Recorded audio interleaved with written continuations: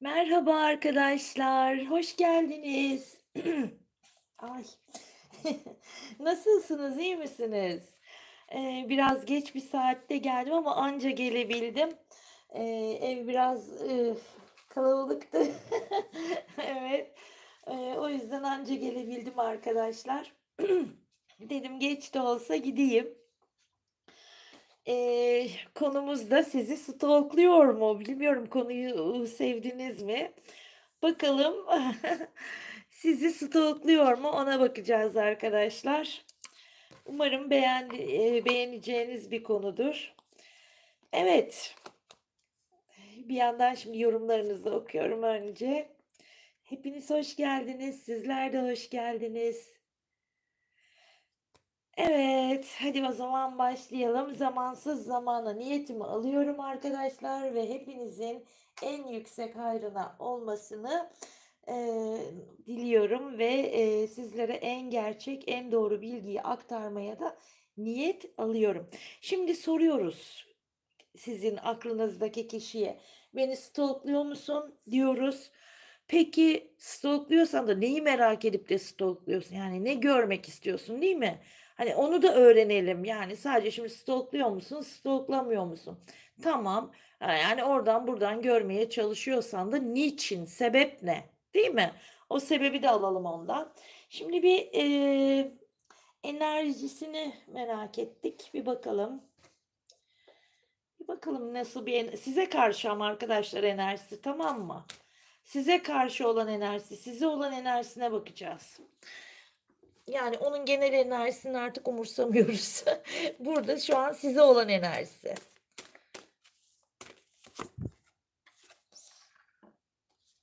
Bilge. Bakın ilk karttan daha verdi. Ay, küllerinden yeniden doğmak dedi. Bakalım başka ne diyecek? Durun şöyle. Bir de alabilsem. Birth, doğum. Aman Allah'ım, enerjiye bakın. Muhteşem. Enerjiye bakın. Tabii stoklar, yani bu enerjide stoklanmayacak da ne olacak, değil mi? Şimdi o zaman şöyle yapalım. Bir dakika durun, şunu şöyle alayım. Buraya daha kart alacağım. Hepsi görünüyor mu şu an? Görünüyor. Hadi bakalım ne diyecek. Şunu alalım, bu geldi elimize. Bu düşünce dedi. Bakalım stokluyorsa da neden stokluyor? Ay, bu kendi bakın böyle atmaya çalıştı. Neymiş? Sözleşme. Yani kartları karıştırırken o kendisi düşüyordu. Hadi o zaman tekrar pişmanlık. Bir tane daha alsam mı almasam mı? Alayım ya. Hadi alalım, bir tane daha alalım. Beklemek. Merak ettiği şeylere bak ya. Peki devam edelim.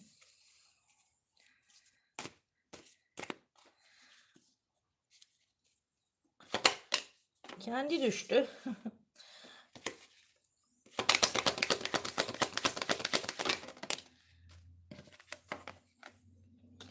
Kupa ikilisi.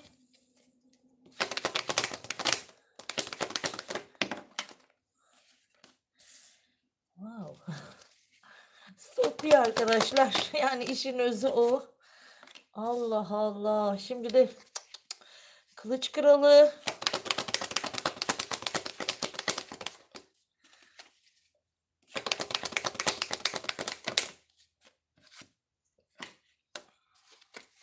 Kılıç şövalyesi. Tılsıması. Ay, tılsıması diyorum. Kartları da artık şey yaptım. Şaşırdım yani gelen kılıç yedilisi. 3, 6, 7. Tamam. 7. kartta 7. Devam. Olaya bakar mısınız? Hadi şunlardan da alacağım şimdi birkaç tane.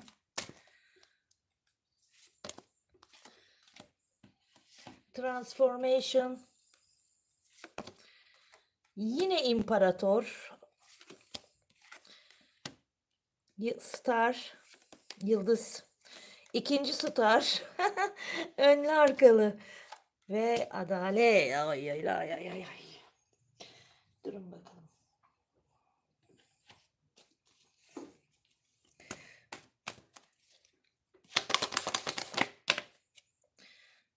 Mühür olarak almıştım. Dua. Evet arkadaşlar, hazırsanız bakalım neler söylüyormuş. Şimdi enerjisine baktığımızda arkadaşlar, ilk önce şunu söylemek istiyorum. Hani stalkluyor mu diye sorduk. O da bize ne dedi? Aslında işin özü, kartların özü şunu söylüyor. Evet, seni stalkluyorum. Hem de kesin ve net bir şekilde ve hani böyle yüksek sesle, büyük harflerle söylüyor arkadaşlar. Sizi stalkladığından bahsediyor. Bunun yanı sıra bilgi alma isteğinden bahsediyor. Görüyorsunuz ilk kartımız neymiş? Görüyorsunuz enerjisinde bilge kartı geldi. Bilge kartı da yani bilgiden bahseder bize. Bilgi almak istediğinden, çünkü şu an gerçekten bu durumu hani merak ettiğini, kafaya takmış olabilir bu konuyu sizinle ilgili. Ama diyorum ya, yani bir şeyleri görünür kılmak istiyor. Sizinle ilgili hani daha net bilgiye sahip olmak istiyor ama bir yandan da bunu yapmaya çalışırken korkuları da var mı? Var arkadaşlar. Çünkü hani diyorum ya, her zaman bilgi hem zehirdir hem de panzehir arkadaşlar. Yani acaba onun üzerinde sizden aldığı bilgi onda zehir etkisi mi yaratacak, yoksa panzehir etkisi mi yaratacak? Yani bunun korkusu da var aklınızdaki kişide, ama burada inanılmaz derecede bir merak da var sizinle ilgili. Ve tabii ki en başta söylediği, yine büyük harflerle söylüyor ki, diyor, yani, evet, aranızda sıkıntılı durumlar yaşamış olabilirsiniz. Hatta bu ilişkiyi yakıp kül etmiş olabilirsiniz arkadaşlar. Ama o da diyor ki, yani, önce yanmalı, ama biz her ne kadar bu kadar yanmış olsak da tüm yaşananları unutmalı ve küllerimizden yeniden doğmalıyız dediği bir enerjide ve arkasından bakın yine ne diyor? Doğum diyor. Doğum. Arkadaşlar, yani bereket, mükafat ve başarı. Çünkü siz ona çok iyi gelmiş olabilirsiniz. Gerçekten çok iyi gelmiş olabilirsiniz onun hayatına. İyileştirici, büyük bir etkiden bahsediyor. Çünkü burada büyük bir etkinin, varoluşundan bahsediyor sizin onun hayatı üzerinde.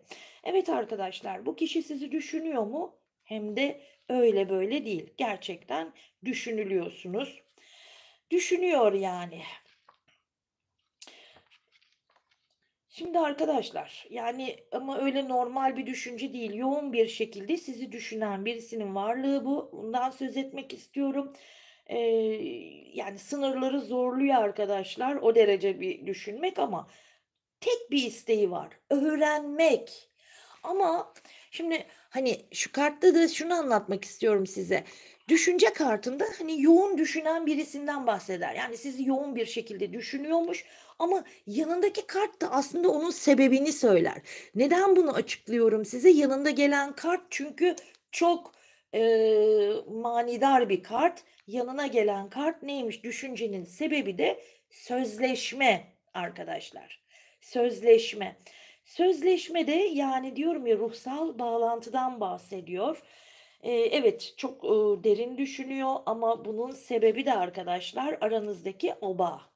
Kopmayan o bağ. Hani siz ne kadar hani belki onun bu bağı kopardığını düşünüyor olsanız da, aslında, aranızda işte derin bir bağ olduğunu, belki kâlü belâda, sözler verildi, anlaşmalar yapıldı, belki aranızda uzlaşmalar sağlandı. Yani aranızda yapılmış olan bir anlaşmadan, bir sözleşmeden bahsediyor. Bu arkadaşlar tabii ruhsal bağlantı diyorum ya, ruh ikizi, ikiz alev işte, olabilir, ya da işte buna inanmayanlar için de kadersel bir bağlantı söz konusu olabilir. Tabii herkes İnanacak diye bir şey yok. Ama dediğim gibi aranızda bir, işte, o, hani, görünmeyen iplerle birbirinize bağlı olduğunuzu söylüyor. Bunun yanı sıra da kişinin, sizi tabii bir yandan stalk'luyor ama kişinin içinde bir takım pişmanlıklar da var. Pişmanlık enerjisi var. Size yaptıklarından demek ki ya da size sizinle olan, uzaklık da olabilir. Bir pişmanlık enerjisinden bahsediyor arkadaşlar. Ama bencillik yapılmış olabilir burada. Çünkü pişmanlık, özellikle geceleri, çok rahatsız olduğunu, hani, o pişmanlık enerjisi de zaten bir gece gibi, üstüne çöküyor kişinin, ve geçmişin o, hani, düşüncelerinde o geçmişi çok hatırlıyor bu kişi ve orada bunun arasında kayboluyor. Yani geçmişte yaptığı hatalardan bahsediyor. Söylediği sözler ya da size söylemek isteyip de aslında söyleyemedikleri için bir pişmanlık enerjisinde. Evet, geçmişte çünkü pişmanlık kartı aynı zamanda biliyorsunuz ki geçmişte yaşayan birisinden bahseder ama içinin içine sığmadığı durumlardan da bahsediyor arkadaşlar. Burada en önemli konulardan bir tanesi de sizin bu kişiyi bekleyip beklemediğiniz. Yani bekleme enerjisinde misin, konuşamadım. Bekleme enerjisinde misiniz yoksa bırakıp gittiniz mi, unutup gittiniz mi? Ama burada sizin bekleyip beklemediğiniz, delice düşünülüyor, merak ediliyor. Evet, o enerjiden çıktınız mı yoksa hala bu kişiyi bekliyor musunuz, beklemiyor musunuz? Asıl öğrenmek istediği o. Ama bir yandan da diyor ki, "Hayır," diyor, "o beni bekler," diyor. Yani o benden umudunu, kesmemiştir. Evet, şu an sizin bir sessizlikte olduğunuzu, bir sessizlik içerisinde olduğunuzu ama bu öyle bir sessizlik ki diyor, yani, ben onun kalbinin sesini duyabiliyorum. Yani, burada muhtemelen arkadaşlar siz bir şekilde iletişim kuruyorsunuz. Çünkü onun sebebi de bu ruhsal bağlantı. Yani bir şekilde o sizi hissediyor, siz de onu hissediyorsunuz. Hatta işte diyorum ya, sizin kalbinizin sesini duyabildiğini söylüyor ve aynı zamanda, etrafında birçok insanın olduğunu fakat diyor ki, o kadar insan olmasına rağmen çevresinde yalnızım. Yani kalabalıkların ortasında yalnızım. Sanki hiçbir şey duymuyor, etmiyor.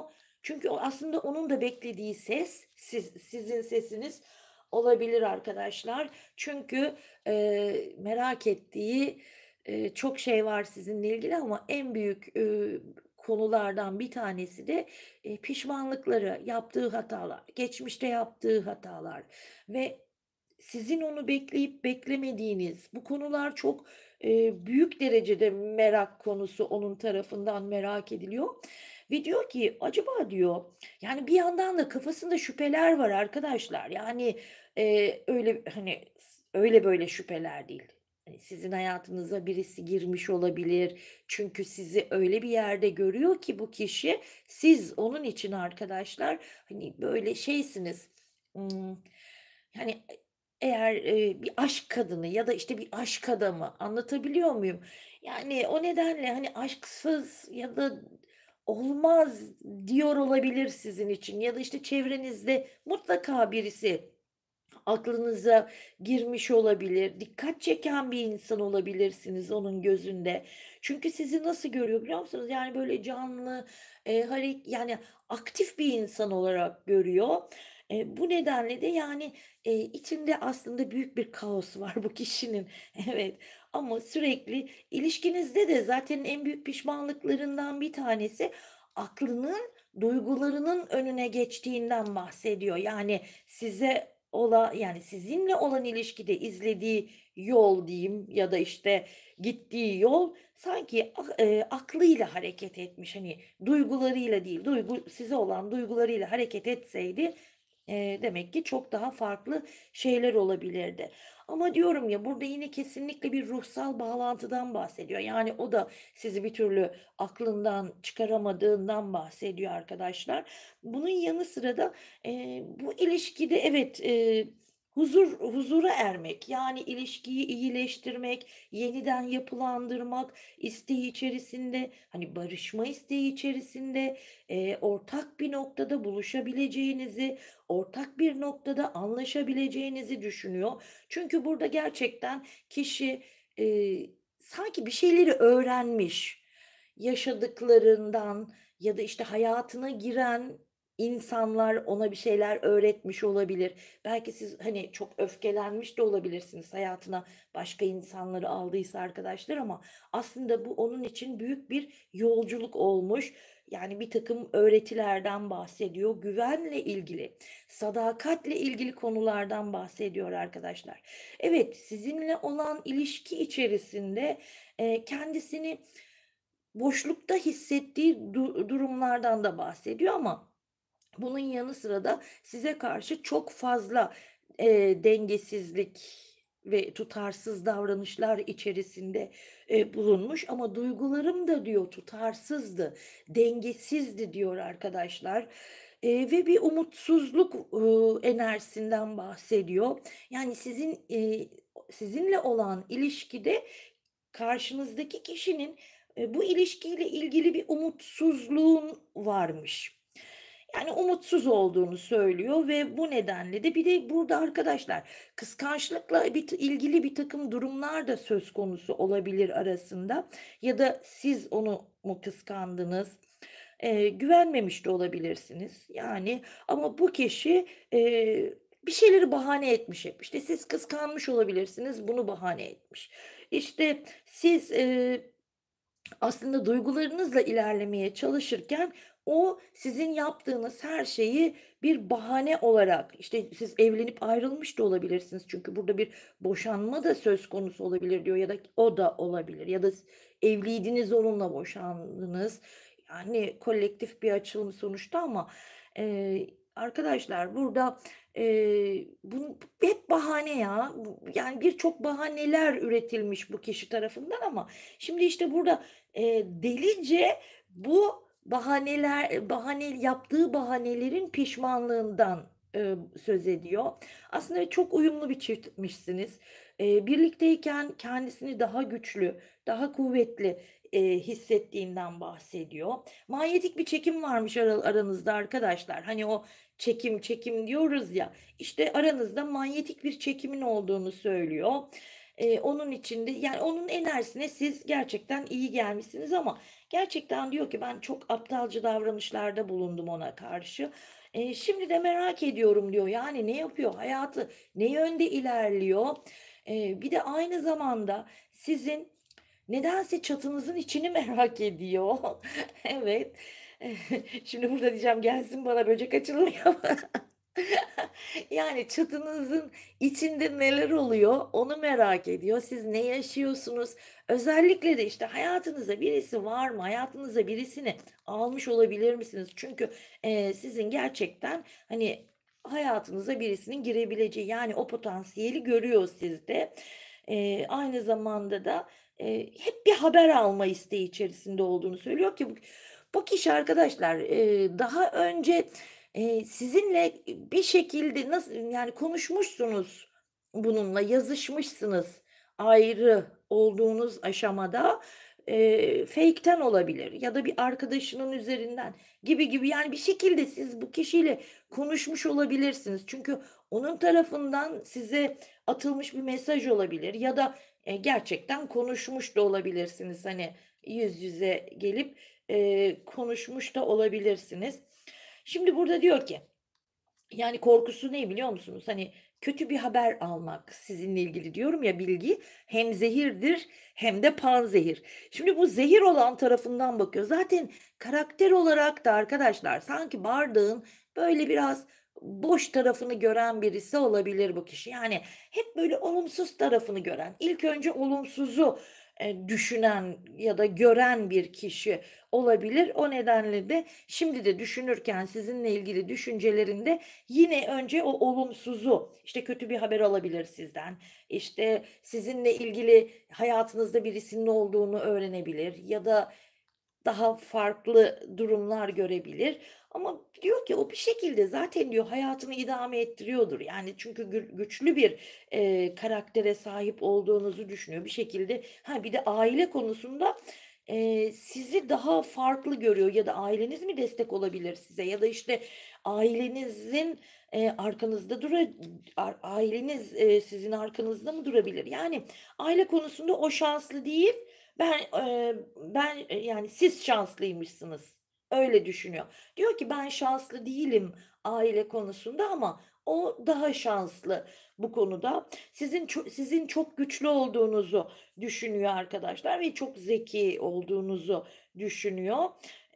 Bir de yani çok akıllı görüyor, yani zekânıza hayran bir kişi olabilir. Özellikle sizin, eee, bu kişiyle, hani, böyle bazı insanlar vardır, böyle durur, bir söz söyler, karşısındaki konuşamaz. İşte, siz tam da öyle bir şeyler yapmış olabilirsiniz bu kişiye. Çünkü aklından ve, o hafızasında döndürdüğü şeylerden bir tanesi de bu. Hani, bunu belki espriyle yapmış olabilirsiniz, şakaların arasında yapmış olabilirsiniz ama yani, keskin ve kıvrak, cevaplar veriyor olabilirsiniz bu kişiye. Sizin yepyeni bir sürece girdiğinizi düşünüyor. Çünkü siz cesursunuz ve, cesaretlisiniz, cesursunuz arkadaşlar, güçlüsünüz. Ama diyor ki, yani, şöyle anlatabilirim bunu. Sizin yaşınız kaç olursa olsun, sanki böyle sizden daha genç insanların da dikkatini çekiyor olabilirmişsiniz. O korkusu da bu zaten. Sanki, yani, şeyden değil de, hani, sizin yaşınızdaki ya da sizden daha büyük insanlardan çekinmiyor sanki ama, gençlerden çekiniyor gibi bir algı var bu kişide. Hani, ondan daha yani, sizden daha genç insanların çünkü ciddi anlamda, dikkatini çekiyor olabilirsiniz ama her türlü, sizinle ilgili bilgiden bahsediyor, bilgi almaktan bahsediyor ve şu an çok tahammülsüz bir enerjide veriyor. İşte, sabrı çok da fazla yok. Zaten o sabır kalmadığı için de diyorum ya fake'lere dikkat. Bu sıralar fake veriyor arkadaşlar. Sürekli fake veriyor. Yani, gelir, yani, saçma sapan hesaplardan ya da, işte, eee, farklı, böyle, ummadığınız yerlerden, istekler gelebilir. Dikkat edin, ben sizin yerinizde olsam kabul etmem. Yani, merak etsin, çatlasın, gizem güzeldir arkadaşlar, gizemli olmak güzeldir. Evet, yani konuşmuş da olabilirsiniz ki siz onun zaten konuşma şeklinden de anlarsınız o olduğunu. Şimdi sizin hayatınıza, bir şekilde karşınıza çıkmak istemiş bu kişi.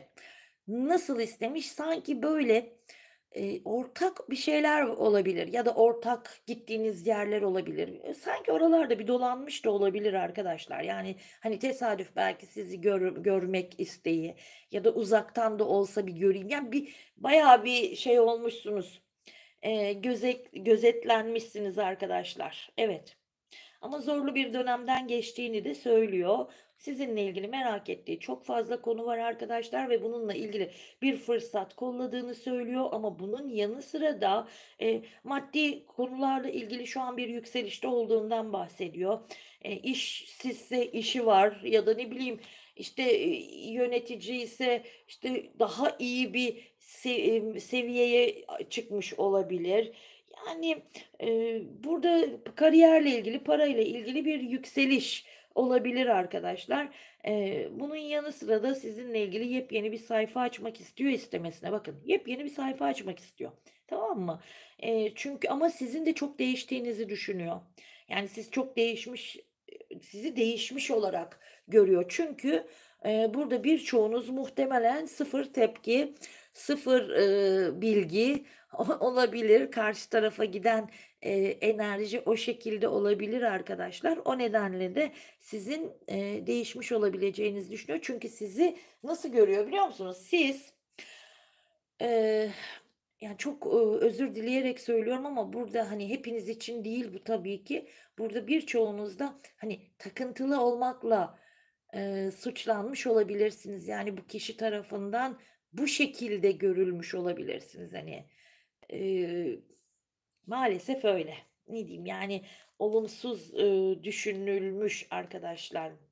Ama neden, yani, düşünseniz de, siz bununla ilgili, hani, birtakım şeyler de var, kıskançlıklar da var ama, ne diyor biliyor musunuz? Yani, birçok şey yalan söylemiş bu kişi size. Yani, burada bir ihanet de söz konusu, bir hile söz konusu.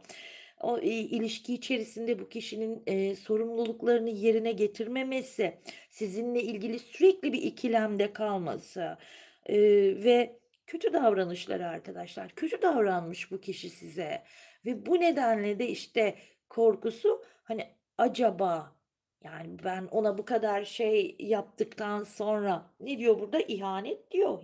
Yani, arkanızdan çevrilen işlerden bahsediyor. İlişki içerisinde hiçbir şekilde bu ilişkinin sorumluluğunu almamış.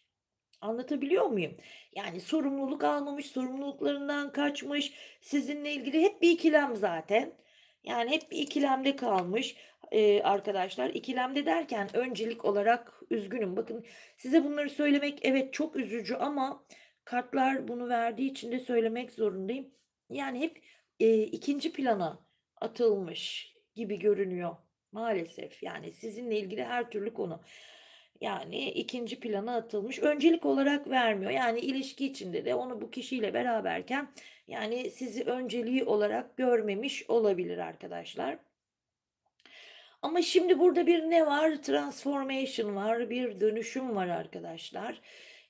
Ama kişi kendi dönüşümünden bahsediyor. Yani meşakkatli bir yoldan. Şimdi nasıl geliyor biliyor musunuz? Bakın 2 tane imparatorla başladı değil mi? 2 tane bakın imparator verdi burada. 2 tane birden. Şimdi neyle başladık biz buraya? Yine bir, transformation'la başladık ama bunda son noktayı ne koyacak? Bakın mahkeme koyacak. Yani ilahi adalet. Yani şimdi bir süreçten geçiyor kişi. Burada bir dönüşüm var ve bu dönüşümün, kaçınılmaz bir dönüşüm olduğundan bahsediyor. Yani evet, acı veriyor kişiye ama zaten burada da yaptığı ettiğinin ayağına dolanacağının haberi veriliyor bakın. Kılıç yedilisi. Yani, yaptıkları, ettiklerinin, cezasını çekecek bu kişi diyor. Yani kendi ayağına dolanacak. O hileler, ihanetler, yani bunun bir bedeli olmayacak mı? Olacak tabii ki. Altına zaten adalet diyor. Yani o da bir sınavdan geçiyor demek ki ya da karmalarını ödüyor arkadaşlar. Bakar mısınız? Egodan vurulmuş. Bir kere sürekli hayatıyla ilgili bir huzur, bir denge arayışı içerisinde ama olmuyor. Olmuyor. Bir türlü o başarıyı elde edememiş. Sizin çok büyük ahınız olabilir bu kişi üzerinde. Bunu özellikle söylüyorum yani. Sizin, yani etmiş olabilirsiniz bu kişiye.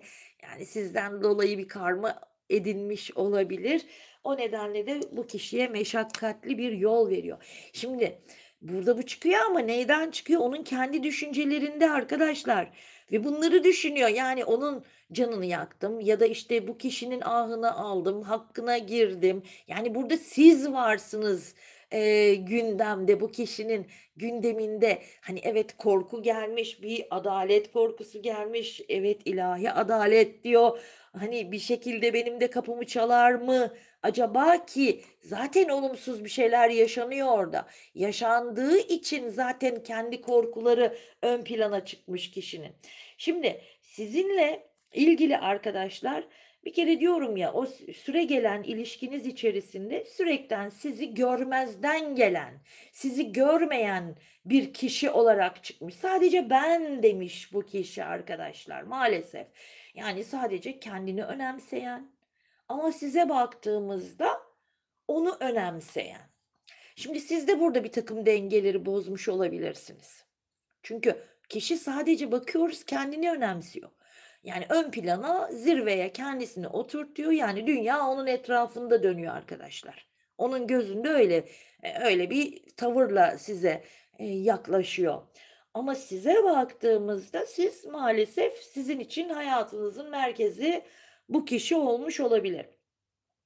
Ama şimdi bu kişinin ne görüyoruz burada? Bir, yıkımla karşı karşıya, olduğunu, hatta bu, işte, hastalık olabilir arkadaşlar, maddi manevi kayıplar veriyor. Yani bir yerden de sınanmayacak. Bir ilişkisi varsa ilişkinin bitmesinden bahsediyor, işte, hastalıktan bahsediyor, işte, maddi ve manevi kayıplardan bahsediyor ve hiçbir şekilde de bu duruma müdahale edilemiyor arkadaşlar, hiçbir şekilde. Evet, hayatında bir kaos ama öyle böyle bir kaos değil arkadaşlar. Yani sanki bir şeyleri yitirmiş. İlişkilerle ilgili bir zorluktan bahsediyor. İlişkilerde zorluk yaşayan bir kişi ve bu ilişkilerde hani evet bir huzur istiyor, rahatlık istiyor ama olmuyor yani. İşte orada da diyor ki acabalar başlıyor bu sefer kafasında. Yani yaptıkları, ettikleri sonuçta yani biraz azıcık da olsa mı ne inanç varmış demek ki bunu düşündüğüne göre yani, hayatındaki, işte, o kontrolü sağlamaya çalışıyor, işte, bir kaostan bahsediyor, o kaosun giderilmesini istiyor. Fakat sizinle ilgili sizin ona, işte, tekrar güvenmeyeceğinizi, artık, hani, o eskiden yaptığı, davrandığı şekilde siz varken yokmuş gibi davranamayacağını söylüyor. Evet, yani o bitti bir kere, o dönem bitti. Çünkü, sizin ona güvenmeyeceğinizi, bir sorumluluk alması gerekeceğinden bahsediyor. Evet, yani bu da korkuları arasında arkadaşlar ama kişinin bakıyoruz ki, hani, etrafı, yani, ilişkilerinde zaten bir, zorluk veriyor, bir yıkım veriyor, bir kayıp veriyor arkadaşlar. Ve bu kişi şunu söyleyeceğim size, hani, para konusunda, diyorum ya iyi, hani, bir yükselişe geçmiş olabilir. Bakın. Ama şunu da söylemek istiyorum. Bekleyin. O makamı neyse, mevkisi neyse ya da, işte, durumu her neyse bu maddiyatla ilgili, parayla ilgili. Burada bir düşüş yaşayacak bu kişi. Yani oradan da rüzgarlar gelmeye başlayacak kişinin üzerine. Hani, o şimdi güveniyor ya, güzel, işte, kazanıyorum, ediyorum diyorsa da burada artık diyor ki yok. O konuda da bir makamla ilgili bir yıkım. Şimdi bu kişinin arkadaşlar maalesef ki aklınızdaki kişinin baba ile ilgili ya da baba tarafından gelen bir erkekle ilgili de olabilir, bir travma da olabilir ya da bilinçaltında onu zorlayan durumlar olabilir ya da işte baba tarafı ya da işte diyorum ya babası olabilir. Ondan gelen bir takım olumsuz enerjilerin bu kişiye aktarımı da olabilir. Ama bir, erkekten gelen, kişiye, olumsuz bir aktarımdan bahsediyor. Evet, maalesef, böyle bir durum söz konusu. Arkadaşlar özellikle de zaten nisan ayına dikkat çekiyor. Ben, onu anlamaya çalışıyorum ama nisan ayı önemli olabilir. 2 ve 0 gördüm. O nedir bilmiyorum. 20 mi? 2 0 2 ve 0 da var. 0-2 olmayacak herhâlde 20 de olabilir ama, bu, yani, bu durum, bu tarih bir de olumsuz bir kartın üzerinde, yani, hayatındaki kaosla ilgili durumu anlatan bir kartın üzerinde. O zaman neyi veriyor ona? Demek ki bu tarihle ilgili bir güçsüzlük, işte, bir zayıflık, bir başarısızlık, bir etkisiz kalma, durumları söz konusu olabilir ya da, işte, etrafındaki kişilere, insanlara söz geçirememekle ilgili bir durum olabilir arkadaşlar. Ama her ne olursa olsun, yani, yana yana ne istiyor? Huzur istiyor. İstesin, istesin, yani, değil mi? Yani, yana yana bir huzur isteği içerisinde. Yazık ya, çok, karması var. Çok karma, yani, sizin üzerinizden inanılmaz bir karma, istemiş. Zaten adalet kartı geldi. Bakın, adalet, adalet. Yani, oraya doğru gidiyor, yani, ilahi adalet, karma, ektiğini biçeceksin diyor. Yani, çünkü kişinin merhamet eksikliğinden bahsediyor burada arkadaşlar. Kartın bakın bu o kötü olan tarafı geldi. Çünkü ne dedi burada? Dedi ki merhametsiz. Ön yargılı davranmış size, merhametsizlik yapmış arkadaşlar. Yani sizin bütün dengenizi şaşırtmış olabilir. Çünkü 2 yıldızı yan yana atması ne demek? Hayatınız sizin gayet iyi, huzurluyken birden böyle "Ne oldu Allah'ım?" demiş olabilirsiniz. Neler oldu? Ne oluyor? Neden ben bu acıyı çekiyorum? Dediğiniz durumlar içerisinde kalmış olabilirsiniz. Yani ama adalet gerçekleşecek arkadaşlar, tamam mı? Ve bu kişi diyor ki, yani burada gördüğümüz bunun bedelini ödenmeden, bu diyeti ödemeden arkadaşlar, yani geçmişte yapmış olduğu, size karşı yapmış olduğu hataların sonuçlarıyla, yüzleşmeden bu durumun iyileşmeyeceğini, yani kişinin, hani, hayatının iyileşmeyeceğini söylüyor. Yani oturup sizinle yaşadıklarını değerlendirmesi gerektiğini ama bunu yaparken de adil olması gerektiğinden bahsediyor ki şimdi burada ortak bir çevreniz varsa arkadaşlar, yani ki bu kişi, sizinle ilgili olumsuz kelimeler sarf etmiş. Olumsuz kelimeler sizin hakkınızda söylemiş olabilir. Oradan da zaten bir şey var ama her ne kadar o ne söylerse söylesin aslında, etrafındaki insanlar neyin ne olduğunu bilmiyor mu? Biliyor ama, işte, konuşuyor. Ne diyelim? Konuşmuş. Ama, işte, içi öyle demiyor da nedense konuşmuş yani. Ama sizden vazgeçemediğini söylüyor arkadaşlar.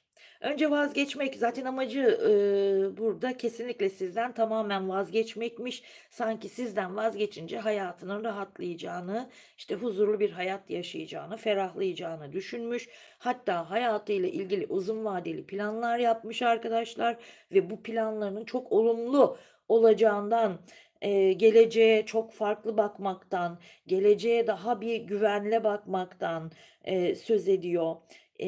Ve mutlu olmak, güzel bir ilişki yaşamak isteği ile sizden uzaklaşmış olabilir bu kişi. Çünkü mutlu olacağı güzel günlerin hayalinden, işte, mutlu olacağı bir ilişkiden, bahsediyor ama neyi verdi? Hayır dedi. Orada, işte, ilahi adalet devreye, sistem devreye giriyor arkadaşlar. Kim ne yaparsa yapsın herkes, yani, yaptığının bedelini ödüyor. İçiniz rahat olsun.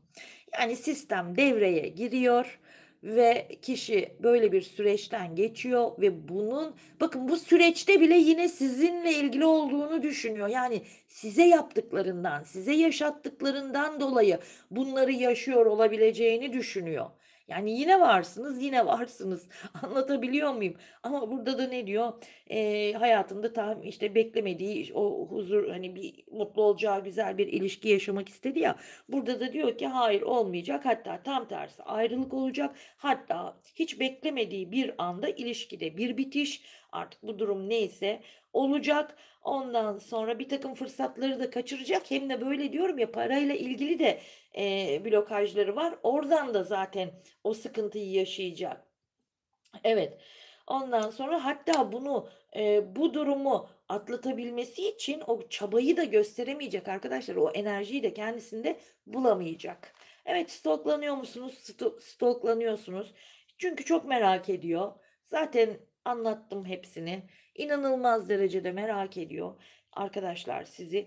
Eee Arzularında, isteklerinde, hatta dualarında var mısınız? Varsınız. Ya, sizden, hani, derler ya, helallik almadan, hani, bazı insanların hakkı helallik almadan ölme falan, hani, kul hakkıyla ölme gibi sözler söylerler. İşte burada da aynen bu durum düşünülüyor size. Ya, bu kişi zaten sizden bir helallik istemiş olabilir zamanında. Yani, "Hakkını helal et bana." demiş olabilir ama siz, helal etmemiş, yani doğal olarak helal etmemiş olabilirsiniz. En çok da o, kafasına takılan durumlardan birisi ki iyi ki öyle yapmışsınız, yapanlar için söylüyorum. İyi ki öyle yapmışsınız. Çünkü burada diyor ki yani onun, şeyini almam gerekiyor. Yani onun, işte, konuşmam gerek. Yani bu durumu bir şekilde ondan, helalliğini almam gerek diye düşünüyor. Çünkü sizin Bu nedenle de ahını hani ona helal etmediğinizi, hakkınızı helal etmediğinizi, o nedenle o da bu durumları yaşıyor arkadaşlar. Ha, sizinle ilgili yeniden barışma isteği var bak, işte yeniden bir doğumdan bahsediyor, işte sizin eküllerinden yeniden doğacakmış da bir merak ediyormuş da acaba siz ne yaptınız? İşte yeni bir yer, yeni bir hayattan bahsediyor. Aynı zamanda aileniz sizin başka bir yerde olabilir, tamam mı? Acaba ailenizin yani başka bir yerde olan birisi var. Yani sizin hani gidebileceğiniz başka bir yerden bahsediyor. Aynı şehir sınırları içi değil arkadaşlar. Onu anlatmaya çalışıyorum. Bu bir arkadaştır, bir, işte, çok samimi bir eştir, dosttur. Hani, kafanız sıkıldığında kaçabileceğiniz, gidebileceğiniz bir yerdir. Ailenizdir, annenizdir, babanızdır, her neyse. Yani kolektif bir açılım sonuçta. Yani kendi il sınırlarınız içerisinden başka bir il sınırına geçebileceğinizi, bunu düşünüyor. Acaba bunları yaptı mı, diye merak ettiği, siz bundan önce birkaç, bilgi paylaşımında bulunmuş olabilirsiniz bu kişiyle. Hani, rahatlatmış olabilirsiniz onu ya da, işte, tanıdıklar aracılığıyla, yani, başka insanlar tarafından da bu kişiye sizinle ilgili bilgi aktarılmış olabilir ama, şey diyor, yani, inanmamış olabilir o zaman. Çünkü sizin ona gideceğini bildiğinizi düşünerek bunu yapmış olabileceğinizden bahsediyor. Ama, işte, şimdi artık o merak ediyor arkadaşlar ve siz, göremiyor, sizi göremiyor. Yani net bilgi alamıyor. Şimdi bir görmek var, bir de hakkınızda bilgi almak var. Yani anlatabiliyor muyum? Yani göremiyor dediğim, yani o bilgi aktarımını, o bilgi akışını, o istediği anlamda elde edemediğini söylüyor. Evet arkadaşlar, stalklanıyorsunuz. Gelen fake'lere dikkat. Son olarak bunları söylemek istiyorum. Gelen fake'lere dikkat edin. Çünkü bu kişi bir yandan da böyle çalışıyor ama kendisi sosyal medyayla ilgili de yani maşallah çok rahat olabilir. Bu da sosyal medya düşkünleri de var. Yani o yüzden ama sizi de bu konuda şey görüyor. Yani onu görmeniz için zaten görmenizi istediği bir takım durumlar olabilir arkadaşlar. Bu nedenle de sanki böyle çarşaf gibi ortada olabilir her şey onunla ilgili. Tepki vermeyin. Sakin olun. Evet, sakin olun. Bir yandan da, sizin, hani, onun ne kadar iyi, ne kadar rahat, hani, bir hayatı olduğunu göstermeye çalışma çabası da var. Herkese karşı öyle gerçi. Hani, çok rahat, çok iyi bir hayat yaşıyormuş gibi, göstermeye çalışıyor olabilir. Bunu sosyal medyacılar için söyledim. Arkadaşlar, sosyal medyaya düşkün olanlar için söyledim. Evet, aldık, kabul ettik ve öyle de oldu diyoruz. Bu akşamki açılımımızın sonuna geliyoruz. Size bir de karşılıklı konuşturalım madem bu kadar istiyor da bakalım siz de bir konuşun. Sizi de merak ediyorum ne söyleyeceksiniz. Durun bakalım bir. Bir karşılıklı iki kelime söyleyeyim birbirinize.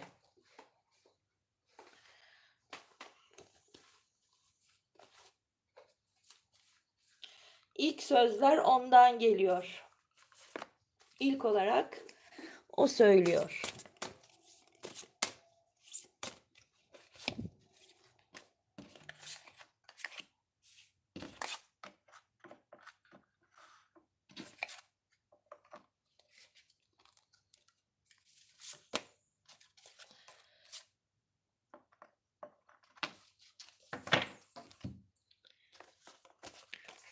Evet, bu kartlar sizin söyledikleriniz. Cevap veriyorsunuz.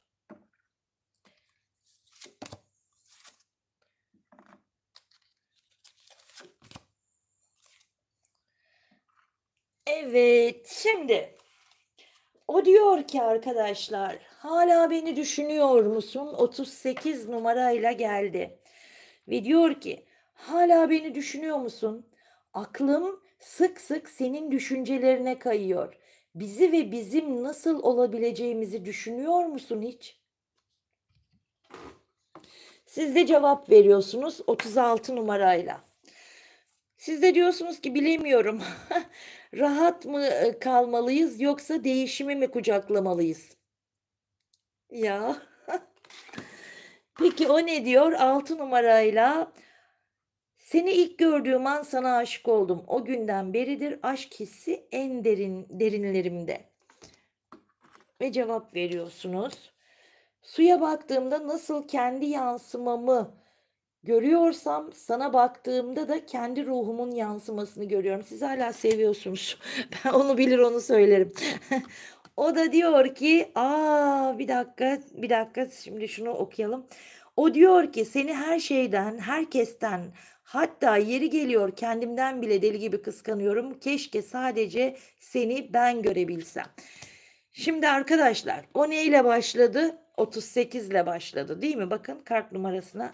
Sizin son sözünüz ne biliyor musunuz? Rakamlara bakın. Çok özür dilerim. Sizin de 38.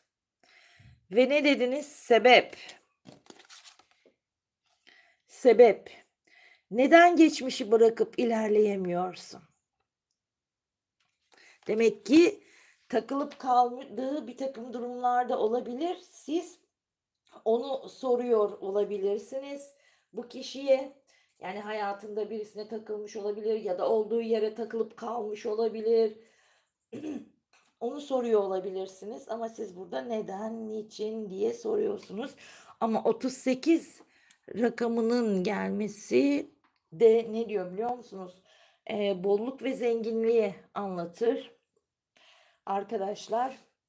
Yani aslında 38 rakamı dediğim gibi yani bolluk ve zenginliği anlatır ama e, kendine güvenmekten de bahseder. İşte yaratıcı yollar aramaktan da bahseder. Yalnız bu arada biri 38, biri 36. Pardon ikisi de 38. Niye bu 36'yı görünce? Bakın ikisi de 38. Oo süper. Yani yeni yaratıcı yollar bulmak, gerçekleştirmekten bahseder.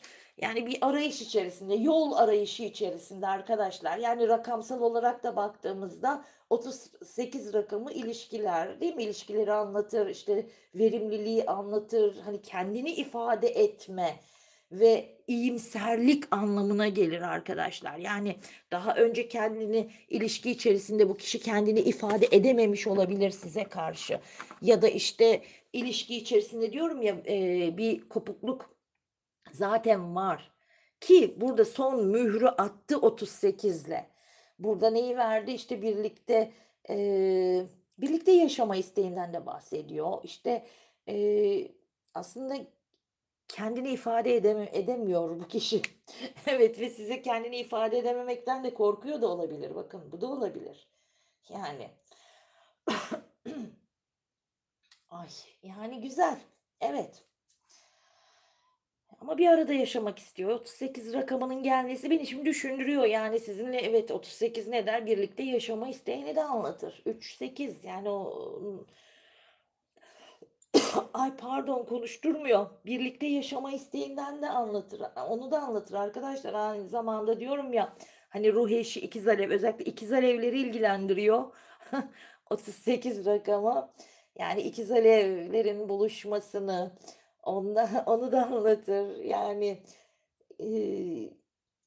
asil bir ruhtur aslında. Onu anlatır arkadaşlar ama kendinizi rahat hissetmenizi istenen durumların mesajı da veriliyor olabilir size. Yani burada 38 ile size hani rahat olun, relax da deniyor olabilir. O nedenle de hani enerjinizi çok kasmayın, çok üzülmeyin ya da işte çok takılmayın. Akışta kalın diyor olabilir. Çünkü dediğim gibi yani 38 rakamının gelmesi burada hani yükselmiş üstatlardan hani size verilen bir mesaj yani o azizlerin ruhundan gelen bir mesaj. Kendinizi rahat hissetmenizi istiyor olabilirler. Evet. Ve biz de ne diyoruz? Aldık, kabul ettik ve öyle de oldu diyoruz ve bu geceki açılımımızı burada bitiriyoruz. Kendinize çok iyi bakın, sevgiyle kalın, hoşça kalın. Yorumlarınızı bekliyorum.